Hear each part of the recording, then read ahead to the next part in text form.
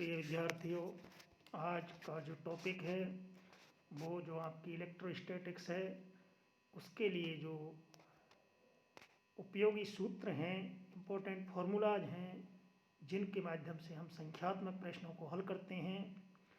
तो BSc part first के लिए जो हमने अभी तक 2 यूनिट कंप्लीट की हैं, जिसमें हमने इलेक्ट्रोस्टैटिक्स का अध्ययन किया है, उसकी जो समरी है उसी समरी के माध्यम से एक बार हम उस पर चर्चा कर रहे हैं।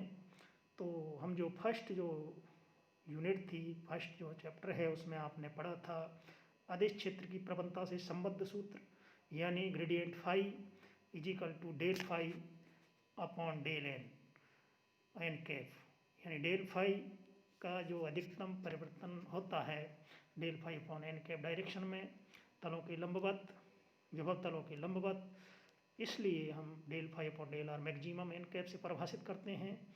और ग्रेडियंट फाई को अगर हम कार्टेशियन कोऑर्डिनेट में डिफाइन करते हैं तो डेल फाई के रूप में करते हैं। ग्रेडियंट फाई को डेल का मतलब I del upon del X phi J del phi upon del Y K cap del phi upon del Z. तो ये प्रवणता से संबंधित आपके फार्मूलाज हैं, आपको याद रहना चाहिए। सदिश क्षेत्र के डाइवर्जेंस से संबंध formula divergence is equal to del dot A. Divergence को हम परिभाषित करते हैं कि ए डॉट डी एस, जो बंद सतह से जो फ्लक्स है ए dot d S per unit volume कितना है, जहाँ पर वॉल्यूम 10 to 0, यानी हमने डी वी 10 to 0 का मतलब बिंदु पर परिभाषित किया है। तो divergence A del dot A, del dot A का मतलब del A X upon del x, del A Y upon del Y, del A Z upon del Z. ये कार्तीय निर्देशांकों में निरूपित होता है। परिनलिका सदिश के लिए डेल डॉट ए 0 होना चाहिए, ये भी एक कंडीशन है। गॉस के डाइवर्जेंस प्रमेय से संबद्ध के गॉस की जो डाइवर्जेंस प्रमेय है उससे पृष्ठ समाकलन आयतन समाकलन बदल जाता है, अर्थात ए डॉट डी एस पृष्ठ समाकलन आयतन समाकलन डेल डॉट ए डाइवर्जेंस ए के रूप में लिख सकते हैं डाइवर्जेंस थ्योरम से। विद्युत क्षेत्र में गॉस के नियम से संबद्ध, अब विद्युत क्षेत्र में गॉस का जो नियम है उसमें हम कहते हैं कि जो फ्लक्स होता है बंद पथ से वो Q अपॉन एप्सिलॉन 0 होता है, और उसको हम लिख सकते हैं दूसरे रूप में ये कि जो one flux E dot d s integration होता है 1 upon epsilon 0 rho d V. अब क्यू को लिख दिया integration V rho d V आप इस घनत्व के रूप में, और डाइवर्जेंस ई इसको अवकलन रूप में रो अपॉन एप्सिलॉन 0 से दर्शा सकते हैं, और इसको डाइवर्जेंस एप्सिलॉन 0 को उधर ले जाते हैं तो एप्सिलॉन 0 ई यानी डी ए डिस्प्लेसमेंट वेक्टर के रूप में भी हम विद्युत क्षेत्र को लिखते हैं। तो del dot D is equal to rho. तो ये 4 आपके गॉस के नियम हैं अलग अलग फॉर्मेट में। सदिश क्षेत्र के कर्ल से संबंध, तो कर्ल जो है उसको हम परिभाषित करते हैं कि जो बंद पथ पर जो परिसंचरण है, यानी ए डॉट डी आर बंद पथ पर जो मैक्सिमम मान है उसको हम परिसंचरण कहते हैं। वो पर यूनिट एरिया के लिए कितना है, किसी बिंदु पर डी एस 10 to 0 बिंदु को परिभाषित कर रहा है। तो इस बिंदु को घेरे हुए जो क्षेत्रफल है डी एस और पूरा इंक्लोज्ड उसके अंदेश जो भी उसमें ए डॉट डी आर वो जो कुल पथ जो हैं रेखा समाकलन बंद पथ पर उसका जो है अधिकतम मान एकांक क्षेत्रफल के लिए कर्ल कहलाता है किसी बिंदु पर। उसको हम डेल क्रॉस ए कार्तीय निर्देशांक को निरूपित करते हैं। डेल क्रॉस ए का मतलब i j k del upon del x del upon del Y del upon del z A x A y A z. तो ये आपका ये कार्तीय निर्देशांकों में ये सारणिक रूप में हम इसको याद रखते हैं। कर्ल क्रॉस ए इसको इस रूप में भी याद रख सकते हैं, I del A Z upon del Y minus A Y upon del Z. ये चक्रीय क्रम से याद रखना होता है। यहाँ पर आपको एक्स घटक लिखना है तो एक्स के बाद आता है वाई, तो del upon del Y A Z. अब इसके जस्ट यहाँ अपोजिट कर देंगे माइनस करके कि यहाँ पर डेल वाई था तो यहाँ डेल ए वाई, और ये नीचे वाई था ये जेड हो जाएगा। तो वाई और जेड का एक्सचेंज है वो चेंज कर देते हैं। जे अब एक्स बाई जेड, अब जेड के बाद आएगा एक्स तो del upon del x x y, अब बाई वाला घटक लिखना है तो इसमें बाई नहीं आएगा, del upon del x A z minus A del x upon del. चक्रीय क्रम ध्यान में रखते हुए एक्स वाई जेड उसके हिसाब से याद रखना है के कैफ del A Y upon del X minus del A Y upon del X, यानी जो जेड घटक है वो जेड के बाद एक्स आता है तो del upon del x A y, क्योंकि जेड कंपोनेंट है तो बाई आएगा, और माइनस इसका अपोजिट कर दो, ए वाई की जगह एक्स कर दो, एक्स की जगह बाई कर दो, का आपस में इंटरचेंज। इस तरह इसको याद रखते हैं। अघूर्णी सदिश यानी लेमेलर या अघूर्णी सदिश, हम किसे कहेंगे जिसका कर्ल ए 0 हो। किसी सदिश क्षेत्र का अगर वो अघूर्णी है तो उसका कर्ल मान हमेशा डेल क्रॉस ए 0 होता है, यानी डेल क्रॉस ए 0 होता है तो वो संरचित क्षेत्र होता है। ये भी एक इसका रिजल्ट है कि ये डेल क्रॉस ए, अगर आपसे पूछ लिया जाए कि ए संरचि है कि नहीं तो आप डेल क्रॉस ए करके बता सकते हैं कि ये संरचि होगा कि नहीं। घूर्णी सदिश अगर अघूर्णी में तो ये 0 होगा, अघूर्णी और जो घूर्णी सदिश है उसका कभी 0 नहीं होता डेल क्रॉस ए, तो ये ध्यान रखने की चीज़ है। तो ये जो है फर्स्ट यूनिट में ये इम्पोर्टेंट है। हम जो नेक्स्ट पार्ट है उसका, उसमें हम डाइपोल की स्टडी करते हैं। तो डाइपोल जो परिभाषित करते हैं Q इंटू डी, दो समान आवेश Q, उनके बीच में d दूरी, तो डाइपोल मोमेंट दो द्रव्याघूर्ण Q इंटू डी होता है। और Q इंटू डी करके हम उसके डाइपोल के कारण पोटेंशियल V निकालते हैं, तो वो K P dot r cap upon r cube, ये k p cos theta upon r square, ये वाला फॉर्मूला होगा।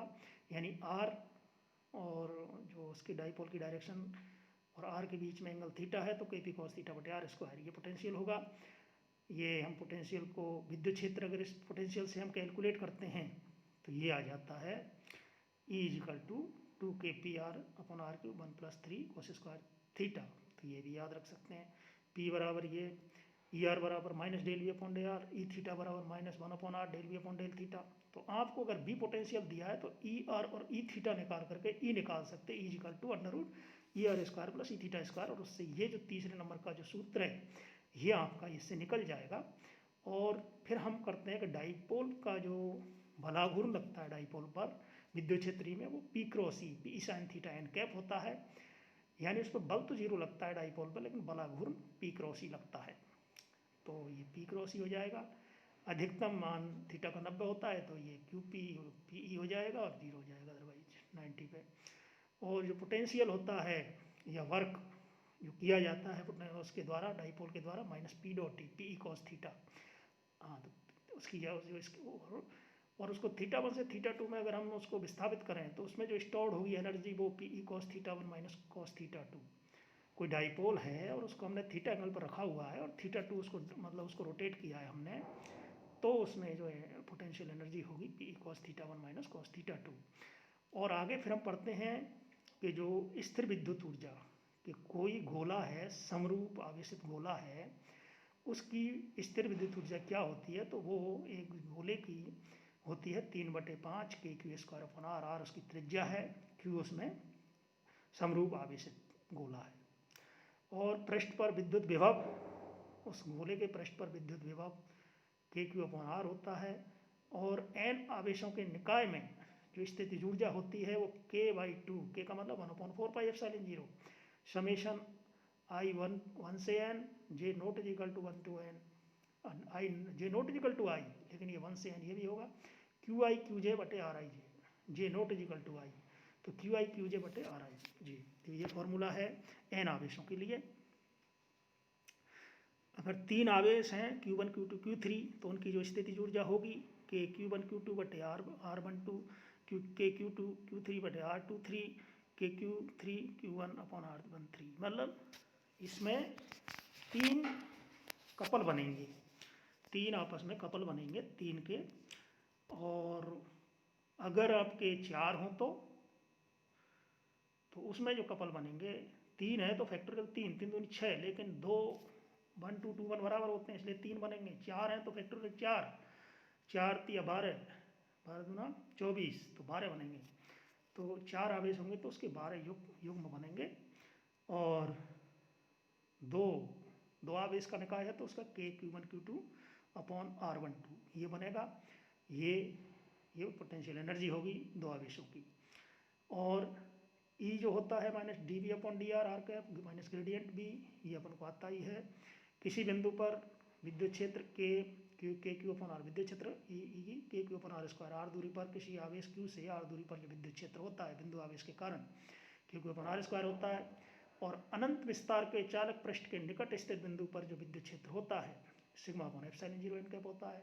अनंत विस्तार के चालक पृष्ठ के कारण E बराबर सिग्मा अपॉन 2 एप्सिलॉन 0 ये होता है। निकट तो ये होगा और अचालक पृष्ठ के कारण ये होगा। अनंत विस्तार के रेखीय आवेश के कारण ई बराबर 2 लैम्बडा के आर कैप बटे आर होगा। रेखीय घनत्व क्यू अपॉन एल होता है। और समांतर प्लेटों के मध्य ई बराबर एफ अपॉन क्यू जीरो, ई बराबर सिग्मा अपॉन एप्सिलॉन जीरो होता है। और ये हम जानते हैं कि जो पोटेंशियल होता है ए से बी के बीच में वो W किया गया कार्य पर यूनिट चार्ज होता है, टेस्ट चार्ज। और VAB potential VB minus VA potential difference, potential के बी पे क्या पोटेंशियल है, ए पे क्या पोटेंशियल है, उन दोनों का अंतर VAB यानी पोटेंशियल डिफरेंस कहलाता है। और माइनस आर ए से लेकर के आर बी तक ई डॉट डी आर के रूप में हम रिप्रेजेंट करते हैं। बी बराबर के क्यू आर। समविभव पृष्ठ हेतु एफ बराबर के क्यू वन आर वन, ये सब आप इसको ये याद कर सकते हैं। तो ये है। अब आगे ये चुंबकीय जो बल से संबंध है ये आगे स्टडी करेंगे। आज इतना ही। थैंक्स।